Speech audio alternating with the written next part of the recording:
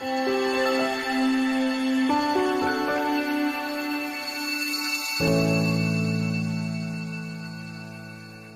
noite, irmãos, mais uma vez.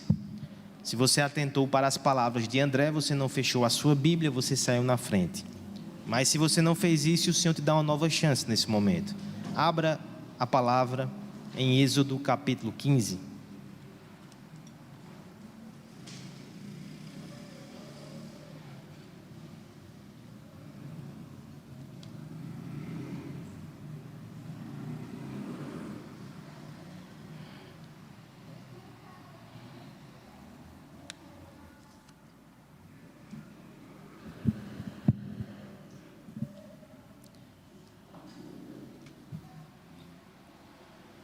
O poeta Manuel de Barros, certa vez escreveu que as crianças, elas erram na gramática, mas elas acertam na poesia. E nesse mesmo sentido, nessa mesma direção, Carlos Drummond também disse que as crianças são poetas por natureza. Há algo no mundo infantil que as faz brincar com as palavras, sentir o cheiro, o gosto, o som. E por favor, não pense que isso é coisa pequena, ainda que os pequenos o façam. Nós temos algo glorioso e muito belo. Ressignificar aquilo que vemos à luz da verdade que não vemos é sublime. Todos deveriam fazer isso. E eu penso que essa orientação está dentro daquele escopo que diz que nós devemos ser como crianças no reino do céu. Nós devemos estimular a nossa imaginação à luz da poesia que emana da palavra de Deus. Hoje nós não daremos continuidade à nossa exposição no Sermão do Monte. Nós iremos até o texto de Êxodo, capítulo 15. Eu peço que você acompanhe a leitura. Nós leremos inicialmente até o verso 19, só que a pretensão e o anseio dessa noite é concluir o capítulo todo. Acompanhem com atenção, com fé, com esperança e com a concentração que vem do Espírito de Deus, que Ele opera esse milagre na sua mente nesse momento.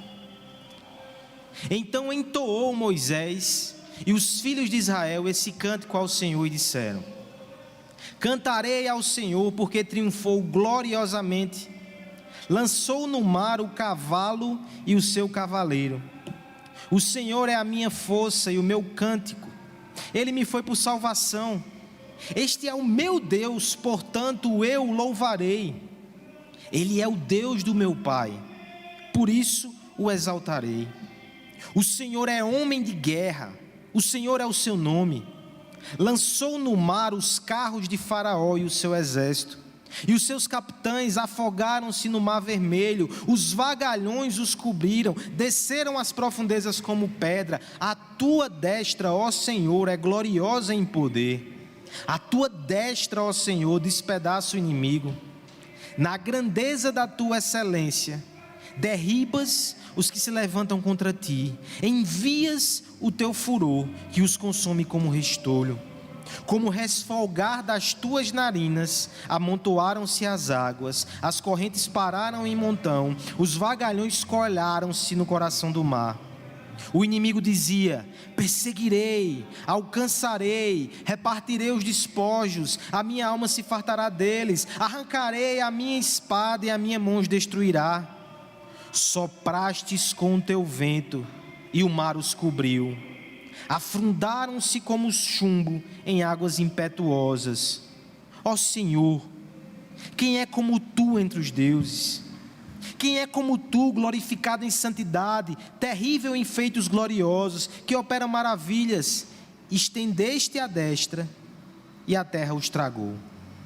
Com a tua beneficência guiastes o povo que salvastes, com a tua força os levastes à habitação da tua santidade. Os povos o ouviram, eles estremeceram, agonias apoderaram-se dos habitantes da Filistia. Ora, os príncipes de Edom se perturbaram, Dos poderosos de Moabe se apodera temor, esmurecem todos os habitantes de Canaã, sobre eles cai espanto e pavor, pela grandeza do teu braço, emudecem como pedra, até que passe o teu povo, ó Senhor, até que passe o povo que tu adquiriste.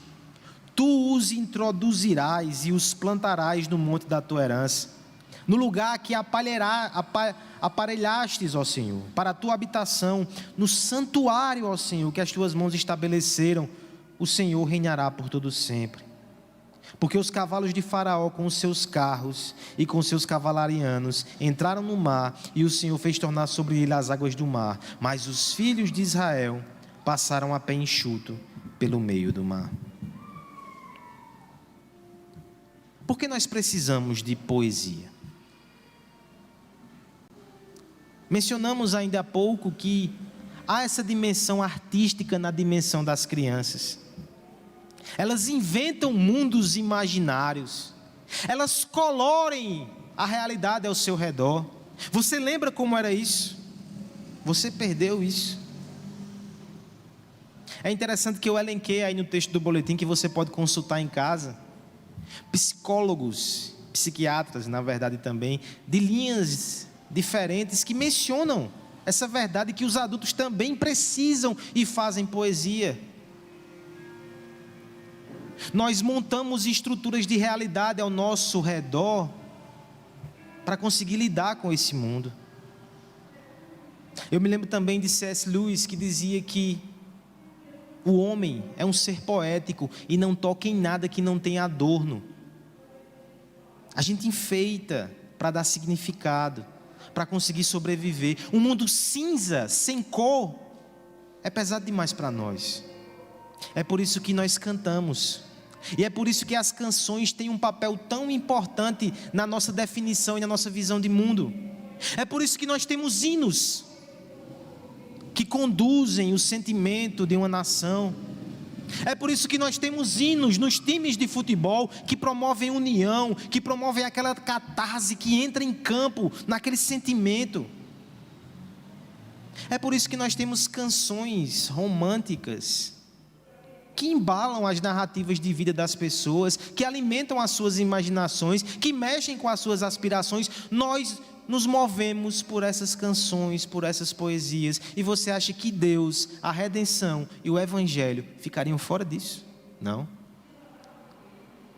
A melhor, a maior, a superior, a mais retumbante e vibrante canção de todas, a poesia mais santa, sagrada, linda e sublime está aqui. E o Senhor nos fez com essa dimensão. Ele não vai ignorá-la, Ele vai alimentá-la. A Bíblia está repleta de poesia e canção. Quem foi o primeiro poeta da Escritura, depois de Deus, que criou com cores, belezas, aromas e sabores esse mundo? Adão, o primeiro homem. Lá no Gênesis, quando finalmente ele recebe a varoa, que ainda não tinha o nome de Eva, ele faz um poema: essa é carne da minha carne, osso dos meus ossos. Num instante o homem virou poeta quando viu Eva, ou a varoa naquele momento. E desde o início nós usamos isso, essa expressão, para revelar o nosso coração e para nos ajudar a viver nesse mundo. Como não lembrar dos salmos de Davi, que descrevem e conduzem as nossas emoções. Mas nós estamos aqui diante de um texto que é poesia, que é canção, que foi feita por Moisés. Nós lembramos de Moisés como aquele que conduz a multidão no deserto, como aquele que enfrenta o faraó, mas ele também era poeta. Como poeta deve ser, em alguma medida, todo aquele que conhece a redenção de Deus. Veja como esse texto é interessante. Porque talvez para aqueles que são mais secos, eles poderiam dizer: não já tem um capítulo 14 que o nosso irmão André leu aqui? Não já foi descrito ali em narrativa a redenção de Deus? Está redundante esse capítulo 15. O orientador ia riscar e fez corta. Mas não. O Senhor nos mostra aqui que não basta saber, é preciso cantar. E se a redenção é simbolizada de forma mais forte no Antigo Testamento pelo Êxodo, no Novo Testamento nós temos uma salvação muito maior, que é a obra de Jesus Cristo em nosso favor. E o que o Senhor está dizendo nessa noite a mim e a você é que, como homens e mulheres estéticos, artísticos, que tem esse anseio de ressignificar o mundo ao nosso redor, não te basta recitar, conhecer, ouvir a redenção, você tem que cantar a redenção. E nesse poema tão magnífico, nós teremos aqui 3 razões porque eu e você devemos cantar a redenção. A primeira delas, dos versos 1 a 12, nós veremos que precisamos cantar a redenção por causa do barulho das canções rivais. Que irônico. Precisamos cantar também a redenção por causa do silêncio angustiante do deserto. E agora fez silêncio, do verso 13 ao 21.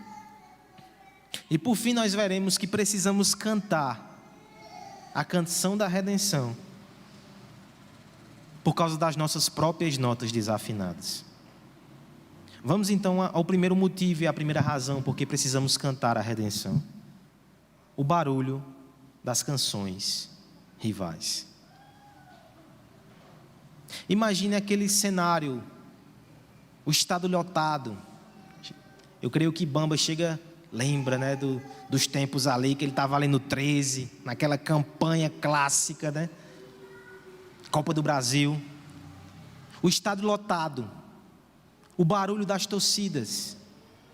Mas tem um elemento muito interessante ali: canções. As torcidas cantam e elas disputam. Um time faz um gol e a torcida canta alto. Daqui a pouco leva um gol e a outra torcida responde com igual intensidade e maior. Às vezes elas até cantam canções que ofendem umas às outras naquele ambiente. A música naquele espaço é também um instrumento de guerra. Se você já assistiu filmes medievais, você sabe também que na frente ali das cavalarias você tinha pessoas com instrumentos. A música, ela também tem essa dimensão bélica. É isso que acontece nesse texto também. Você vai perceber que essa canção, ela tem esse caráter militar. Ela começa logo de cara dizendo: aqui veio. Então, entoou Moisés e os filhos de Israel esse cântico ao Senhor. Em conexão com o Êxodo, agora eles cantam. E qual é o resumo? Qual é o início? Qual é a primeira estrofe? Qual é a primeira palavra? Qual é o primeiro verso dessa poesia? Cantarei ao Senhor porque triunfou gloriosamente, lançou no mar o cavalo e o seu cavaleiro. Esse é o resumo da canção. Eles vão cantar a vitória de Deus e a derrota dos inimigos. No primeiro momento então, nos versos 2 e 3, ele vai descrever quem é o seu Deus, esse Deus vitorioso.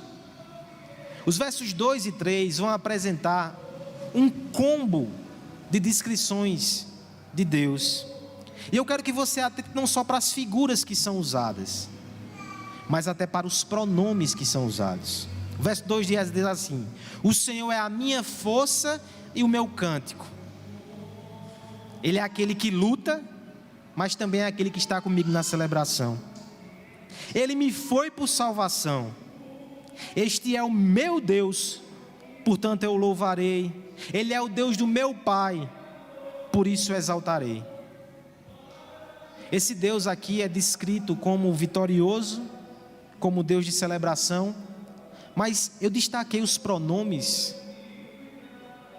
porque eles são possessivos. Ele é o meu Deus, Ele me deu salvação, é o Deus do meu Pai, Ele é o Deus da aliança. O próprio termo que é usado aqui, Senhor, é Yahvé. Ele é o Deus da aliança. No final do verso 2, quando é dito Ele é o Deus do meu Pai, está fazendo aqui uma menção à promessa que foi feita aos patriarcas. O Deus poderoso, o Deus vitorioso, o Deus que deve ser celebrado é meu. Ele tem uma aliança comigo, porque eu faço parte do seu povo.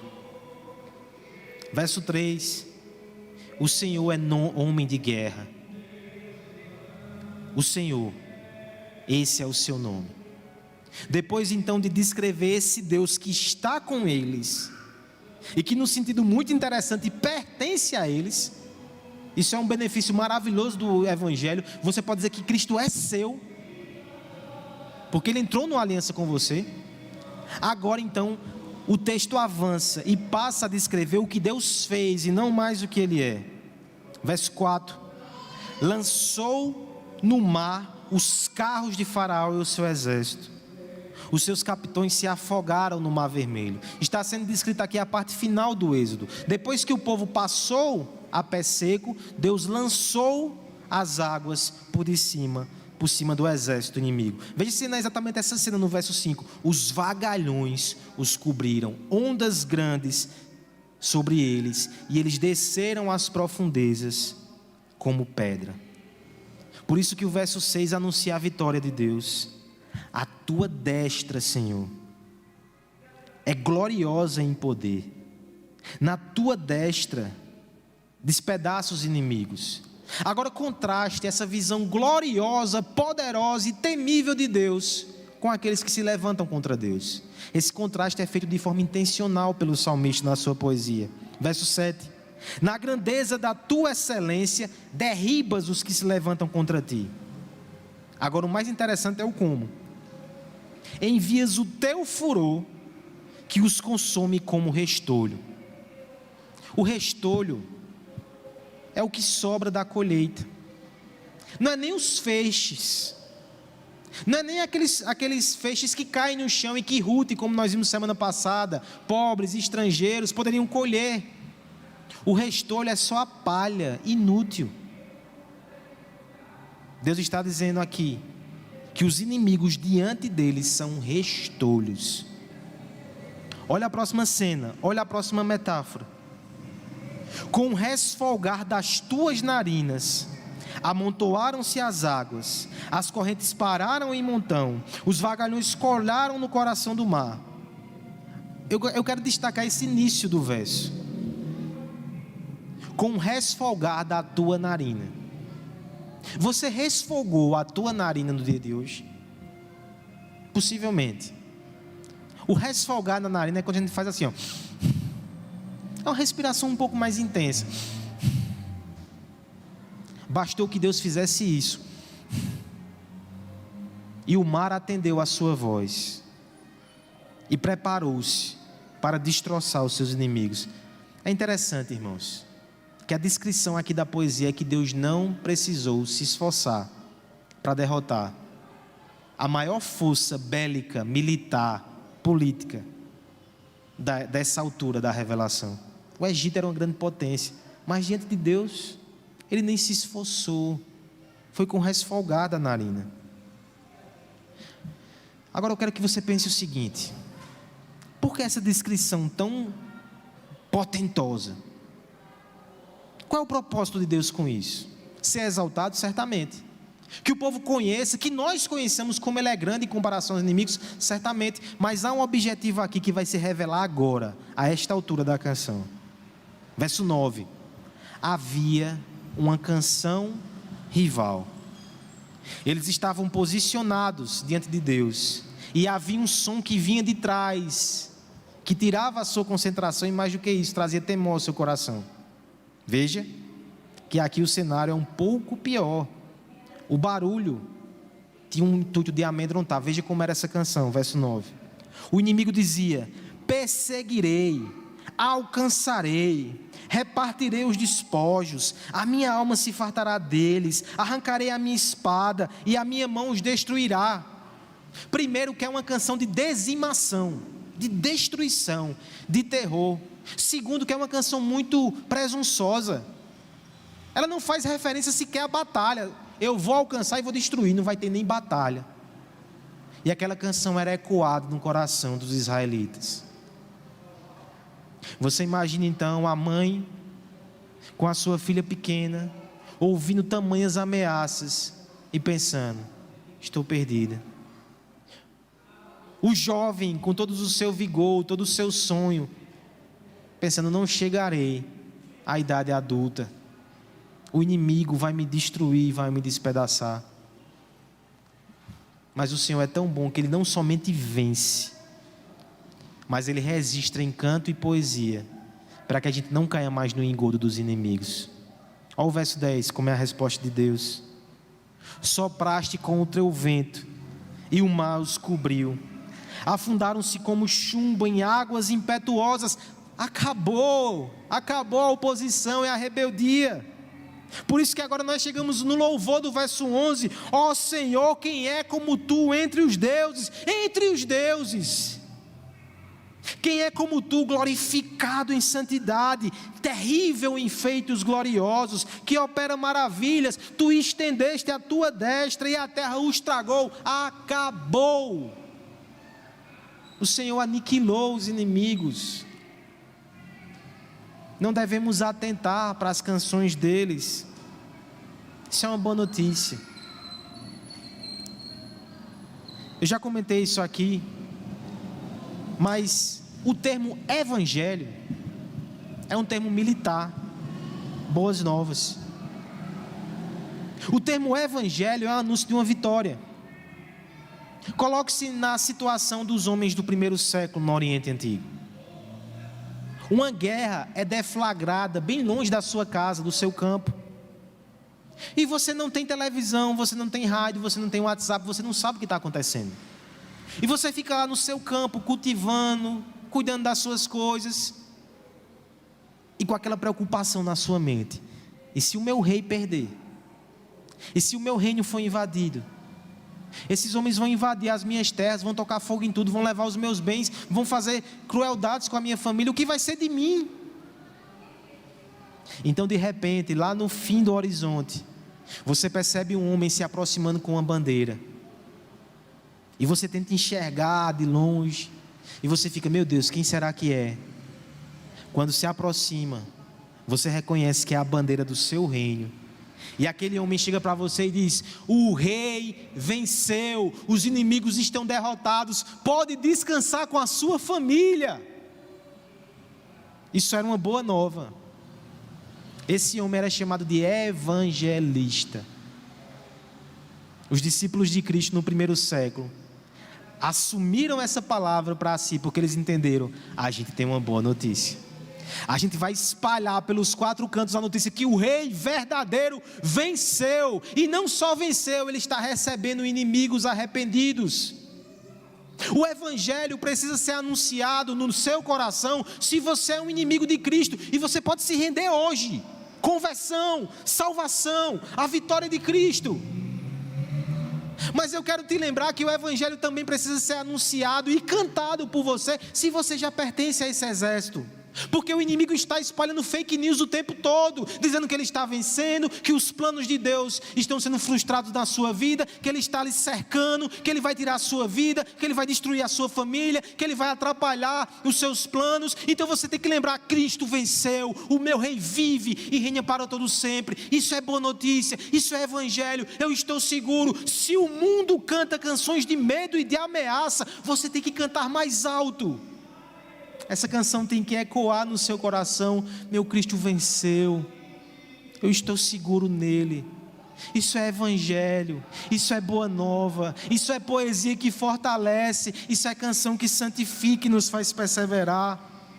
Por isso nós precisamos cantar a redenção, para calar as vozes do inimigo que tenta nos amedrontar. O que será que o amanhã reserva para cada um de nós? Os inimigos da nossa alma prometem a nossa ruína completa, o desfalecimento da nossa fé, a falência da esperança, o fracasso dos nossos projetos. Como poderemos andar tranquilo diante de ameaças tão severas? Fingir não ouvir não adianta.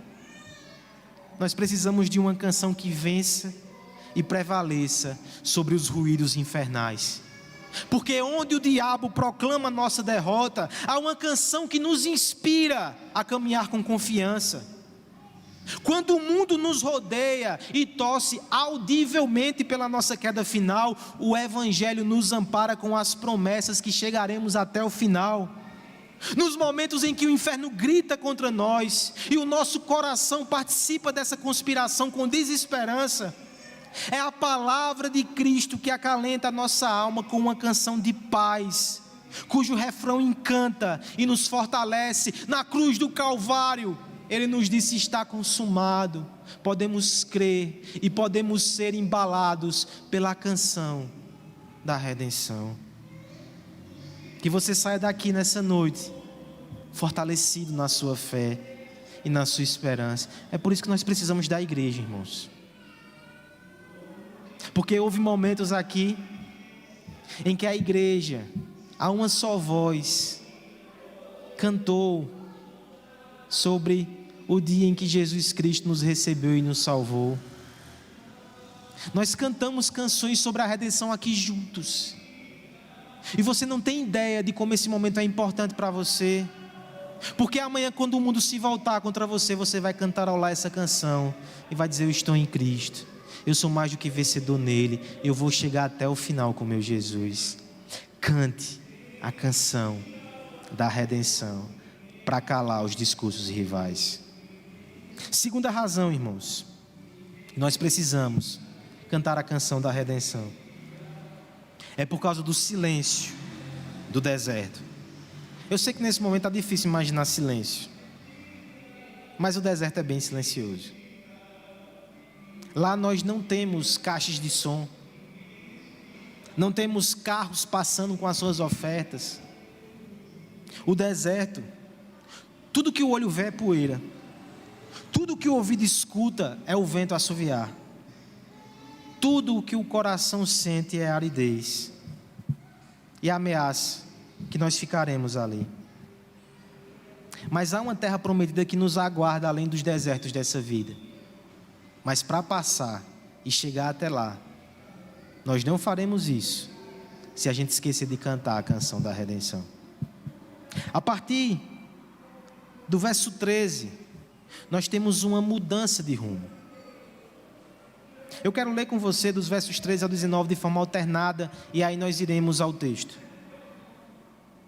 Com tua beneficência guiaste o povo que salvaste, com a tua força levaste a habitação da tua santidade. Igreja.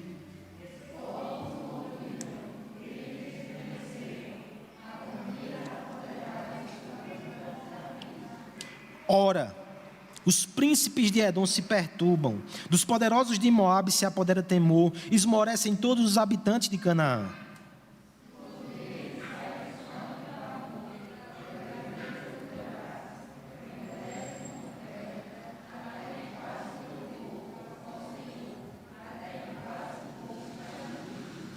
Tu os introduzirás e os plantarás no monte da tua herança, no lugar que aparelhaste, ó Senhor, para a tua habitação, no santuário, ó Senhor, que as tuas mãos estabeleceram. Todos juntos o verso 18: o Senhor reinará por todos sempre. Você consegue perceber que há uma mudança de foco no verso 13? Até o verso 12 estava sendo narrado e cantado um evento que já havia acontecido, a libertação do Egito. A partir do verso 13 agora o Senhor vai descrever algo que está acontecendo agora e que vai acontecer até o final. A jornada no deserto começou. Esse povo vai peregrinar anos e anos no deserto, até que chegue à terra prometida. Esse é o enfoque a partir de agora. Mas veja que o enfoque continua sendo teocêntrico, viu? Nós temos aqui uma lição muito preciosa para as nossas canções. Escutar canções que são focadas no homem podem produzir um comichãozinho e um afago no teu ego, mas não vai te fortalecer de verdade, porque você não é suficiente para enfrentar suas batalhas. Você precisa de canções que exaltem a Deus, teocêntricas. Se no primeiro momento o texto fala que Deus venceu os inimigos, agora o texto vai dizer que Deus guia o seu povo e protege o seu povo. O foco não voltou-se para nós. Deus fez a parte dele, agora eu arregaço a manga e eu dou conta do deserto. Não. Nós não conseguimos dar conta de Faraó do Egito no deserto. Nós não damos conta do nosso coração, dependemos de Deus. mas Ele nos assiste. O verso 13 vai dizer: com tua beneficência guiaste o povo que salvaste. Beneficência aqui é uma palavra no hebraico que tem uma série de traduções possíveis, como misericórdia, mas a minha preferida, e a mais linda, e a mais poética, é amor pactual, Hesed. Foi por causa do amor pactual de Deus que Ele vai conduzir esse povo no deserto. Aliás, presta atenção aí no tempo verbal e por favor me corrija. Olha o que diz: com a tua beneficência guiaste o povo que salvaste, com a tua força o levaste à habitação da tua santidade. O termo aqui é como se fosse algo que já aconteceu. Nós temos aqui um recurso que é chamado de presente profético. Falar sobre coisas futuras como se já tivessem acontecido, de tão certa que são. Aquele povo ainda estava no início da peregrinação, mas a canção diz: Deus, por causa do seu amor pactual, sustentou vocês, protegeu vocês e já levou vocês até o final. Oh, irmão, se a gente aprendesse a usar o presente profético nas nossas orações e nas nossas canções. Aos nossos olhos a gente tem muita estrada pela frente, mas aos olhos de Deus você já está lá no final da jornada. Ele já te recebeu. É assim que Ele enxerga. E a gente tem que cantar e cantar e cantar, para o nosso coração aprender a poesia da fé, e não enxergar esse mundo nas suas cores e tonalidades cinzas, mas no colorido da graça, da perseverança que vem do céu. O Senhor nos guiará até o final. É interessante, irmãos, tem algo muito irônico aqui, que nos versos 14 a 16, até os inimigos de Deus percebem isso. Veja que interessante. O verso 14 vai dizer que os filisteus se estremeceram. O verso 15 vai dizer que em Edom e em Moabe, e os habitantes de Canaã, eles ficaram apavorados com isso. E o verso 16, unindo todos eles na descrição, vai dizer que eles emudeceram como pedra, até que o povo passasse. Deus calou os inimigos. E é interessante que muitas vezes o povo de Deus, no silêncio do deserto, se desesperou, teve medo, talvez maldisse o silêncio do deserto, mas não percebeu que o silêncio do deserto, em determinado aspecto, é bênção. Pior é quando o barulho está alto dos inimigos vibrando e ameaçando. Existem momentos de calmaria na tua vida que parece que trazem incômodo ao teu coração. Eu sei que o melhor momento é quando a gente sente Deus falando, Ele vai alimentando a nossa alma, é maravilhoso. Mas nós temos momentos de silêncio também. Mas o texto aqui nos mostra que no silêncio, Deus ainda está nos abençoando. Porque só há silêncio porque Ele calou os inimigos. Não tenha medo do silêncio. Quando o deserto acampar sua tenda ao seu redor, você tem que continuar cantando a canção da redenção. Porque veja o conteúdo final dessa canção. Verso 17. Agora nós temos o futuro mesmo. Tu os introduzirás e o plantarás no monte da tua herança, no lugar que aparelhastes, ó Senhor, para a tua habitação, no santuário, ó Senhor, que as tuas mãos estabeleceram. A cena final é Deus preparando uma casa, Deus preparando um santuário, Deus preparando uma morada, Deus preparando um jardim para nós, e nos prometendo que Ele vai nos guiar pela mão até lá. Vai ter um dia que Ele vai chegar, vai abrir os portões e vai dizer: filho, vem ver o que eu preparei. Que esse convite, que essa promessa, ela fique ecoando no teu coração quando o deserto te ameaçar e o silêncio te incomodar, que você possa bradar o verso 18: o Senhor reinará por todo sempre. A nossa canção, ela precisa ecoar até no silêncio do deserto. Há um tempo atrás, eu ouvi falar da história por detrás de uma das canções mais conhecidas e belas que já foram escritas. Aleluia, de Handel. Possivelmente você já ouviu algum coral, alguma orquestra ou alguma canção. Aquele coro de aleluia que é crescente. Aleluia. Eu não vou cantar mais, mas você sabe qual é a canção. É uma música linda, belíssima. Mas você sabia o contexto que ela foi escrita? Aquele homem, George Frederick Handel, ele estava perdendo a sua visão. As suas canções e o seu trabalho artístico não estava sendo bem remunerado. Ele estava numa crise pessoal, numa crise profissional. Credores batiam à sua porta. Até que um amigo cristão o presenteou com algumas anotações. Aquele homem de Deus, ele separou alguns versículos que falavam sobre redenção, sobre esperança. E ao ler aqueles textos, Handel afirma que foi tomado por uma alegria incontrolável. Ele compôs essa canção praticamente num estado de frenesi, em 3 semanas. Nossa, foi muito tempo. Para uma música clássica. Ele, horas e horas, ele se debruçava sobre os seus instrumentos e escrevia aquela canção como se fosse uma inspiração.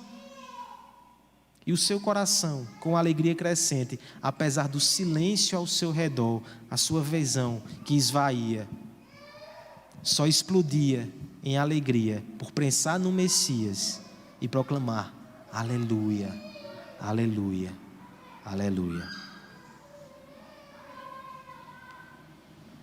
Quando a visão começa a faltar, quando o ouvido parece incomodar-se com o silêncio, é hora do coro de aleluia surgir no seu coração. E isso só vai acontecer se você encapsular, se você entesourar a redenção, se você celebrar e se você cantar sobre o que Cristo fez na tua vida, sobre o Evangelho. Quando nos falta o som, o ouvido deve estar preparado para ouvir o sussurro da graça, para que possamos assim caminhar pela fé, sem ver, mas crendo, sabendo que Deus cuida de nós até mesmo no silêncio, no deserto, e ali ainda nos faz ouvir o precioso som da redenção. Nós tivemos dias de silêncio, nós tivemos dias de contemplação. Que você entenda que nesses dias Deus fez tantas vozes ao redor pararem, para você lembrar da música mais preciosa de todas, que talvez você estava esquecendo. Talvez você ainda estava na igreja firme, mas você tinha perdido aquela alegria de amanhecer e cantar uma canção ao Senhor e agradecer pela tua salvação.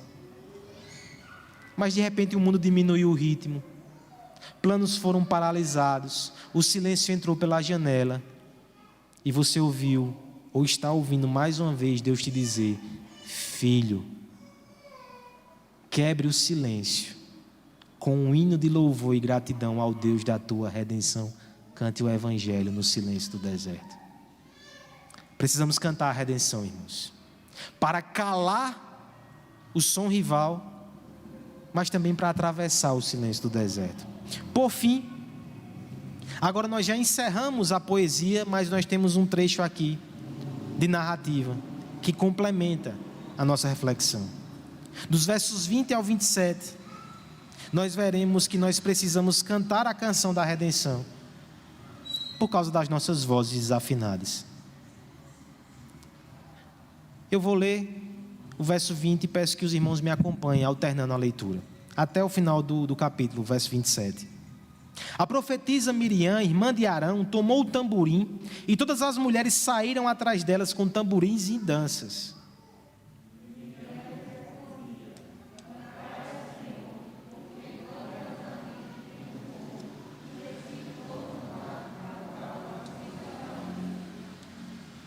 Fez Moisés partir a Israel do Mar Vermelho, e saíram para o deserto de Sur. Caminharam 3 dias no deserto e não acharam água.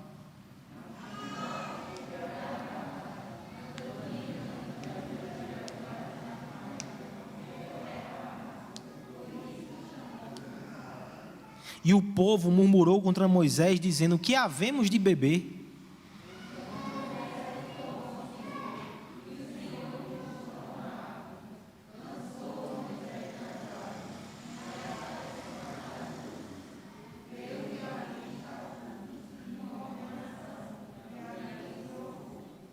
E disse: se ouvires atento a voz do Senhor teu Deus, e fizeres o que é reto diante dos seus olhos, e deres ouvido aos seus mandamentos, e guardares todos os seus estatutos, nenhuma enfermidade virá sobre ti das que enviei sobre os egípcios, pois eu sou o Senhor que te sara. Todos juntos. Então chegaram a Eli, onde havia 12 fontes de água e 70 palmeiras, e se acamparam juntos das águas. Depois que a canção foi ecoada e foi cantada pelo povo de Deus, nós temos aí nos versos 20 e 21 um sinal simples que diz que o povo todo vibrou com aquilo. As mulheres se uniram a Miriam com os seus tamborzinhos e fizeram um antífona, ou seja, um canto pequeno de resposta. Elas queriam participar de forma especial daquela festa, e elas dançavam, e elas cantavam. O coração do povo estava cheio de gratidão, cheio de contentamento, e estavam afinadíssimos. Mas logo, eles desafinaram. Não é por acaso que a narrativa seguinte já nos mostra isso. Eles começam a sua peregrinação, caminham 3 dias e não acham água. E agora? Será que a canção vai resistir? Não há mais salmo sendo entoado. Não há mais antífona como resposta. Os tamborzinhos estão nas mochilas. Olha o que o povo faz. Diante desse cenário, eles começam a murmurar. É interessante que havia até água ali, mas a água era amarga, por isso chamaram de Mara. Aí você lembra mais uma vez de Noemi, da semana passada. Águas amargas, não dava para beber. Mas é tão irônico que, na verdade, o que ficou amargo aqui foi o coração do povo de Deus. O povo murmurou contra Moisés, é o que diz o verso 24. E o que é que Deus faz, irmãos? Ele o chama para perto, renova a sua aliança, tira um pedaço de madeira, Moisés, a mando de Deus, joga nas águas, as águas ficam potáveis, e logo depois à frente é o que Deus faz. Eles chegam no lugar onde há 12 fontes, ou seja, uma para cada tribo de Israel, não vai ter nem briga. E 70 palmeiras, tem lugar suficiente para colocarem as suas redes. Não vai ter briga por isso também. Eles vão poder sentar, descansar, comer e beber.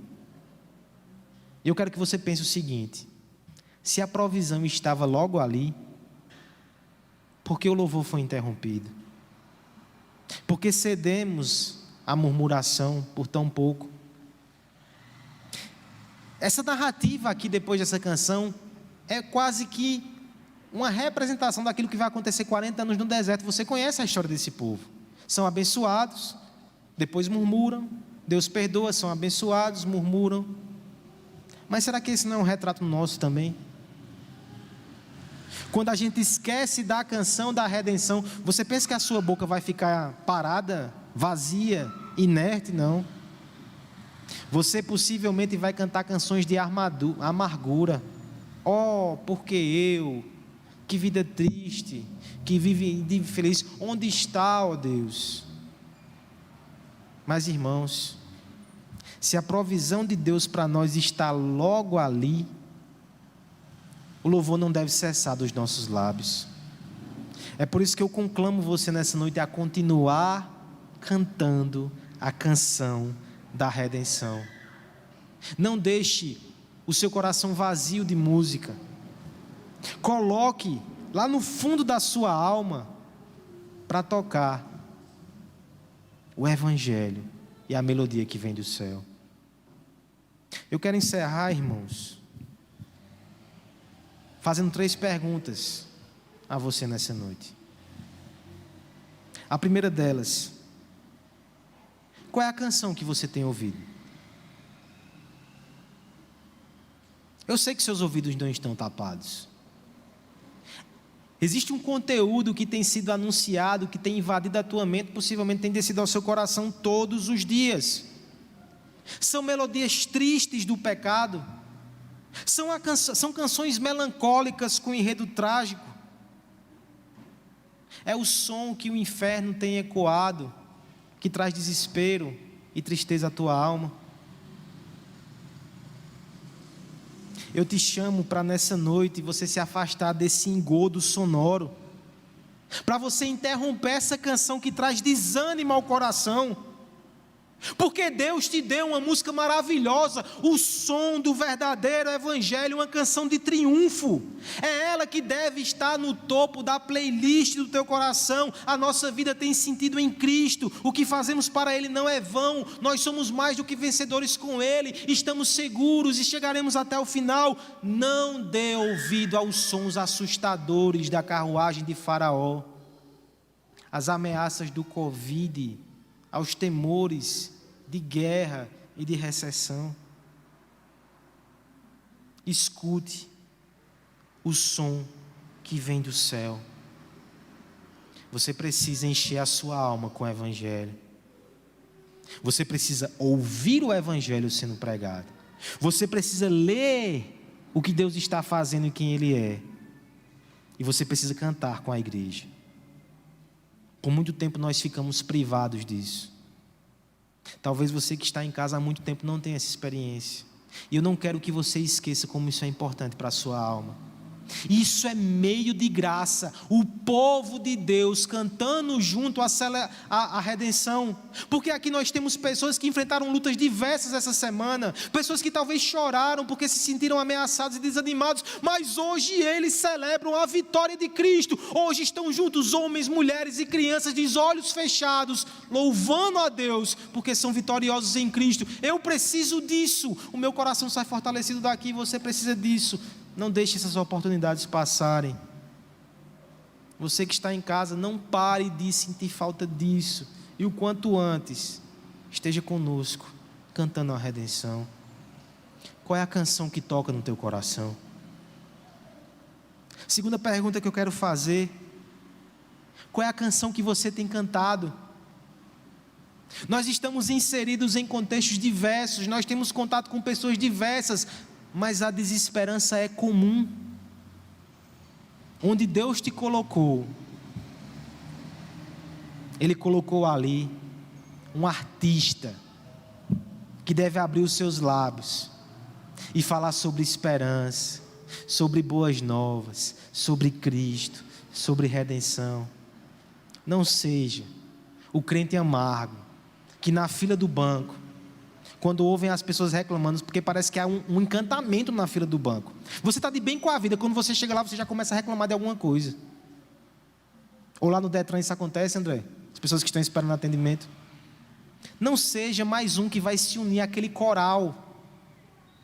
Onde você chegar, mesmo que você seja um solista rebelde, mas que você fale da alegria de Cristo, que você traga uma palavra de esperança, que você compartilhe as coisas boas que Deus tem feito no teu coração.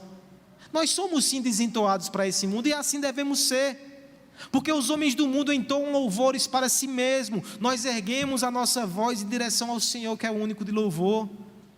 Enquanto os homens expõem as suas canções de amargura, lamento e descontentamento, nós abrimos os lábios com gratidão por aquilo que Deus tem feito por nós e por aquilo que Ele fez em Cristo. Onde houver um cristão, ali deve haver uma voz dissonante, criada, mantida e harmonizada pela graça de Deus. Cante a redenção. Por fim, qual é a canção do teu coração? Se você pudesse resumir a sua vida em uma canção, qual seria ela? Seria uma canção que fala sobre os prazeres dessa terra? Você é o mais miserável dos homens. Será que é uma canção que fala sobre uma vida sem propósito ou sem significado? Você é o mais miserável dos homens, mas pelo menos reconhece isso. Mas você tem outra alternativa aqui nessa noite. Você pode dizer: Senhor, eu quero que essa canção tão linda da morte, da vida, da ressurreição de Jesus Cristo seja a minha canção. Sabe quando toca uma música no rádio? Nossa, que antigo, né? Quando toca uma música no Spotify, você diz: é a minha música, é a nossa música. Você pode fazer isso também com o Evangelho. Seja a igreja que você passar aí, seja o lugar que você passar, quando ouvir alguém falando sobre Jesus ou cantando sobre Jesus, você pode dizer: essa é a minha canção, porque esse é o meu Jesus. O coral do povo salvo de Deus está com vagas abertas. Venha até o Maestro da Graça, que Ele vai te ensinar a cantar a canção do Evangelho, a canção da salvação. Venha.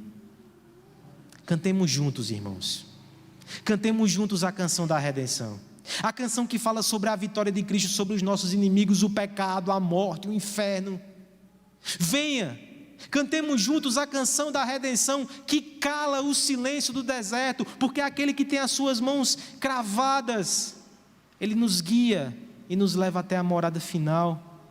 Cante conosco a canção da redenção, porque mesmo que a gente desafine e mesmo que o coração fique amargurado às vezes, o Senhor Jesus tira um pedaço de madeira da cruz do Calvário, joga nas fontes do nosso coração e as purifica mais uma vez. Ele é o Maestro perfeito e Ele está afinando esse coro semana após semana, e uma certeza eu tenho: no grande dia nós estaremos lá cantando ao Cordeiro de Deus. Vamos ensaiar agora. Fica de pé e vamos cantar o nosso Salvador.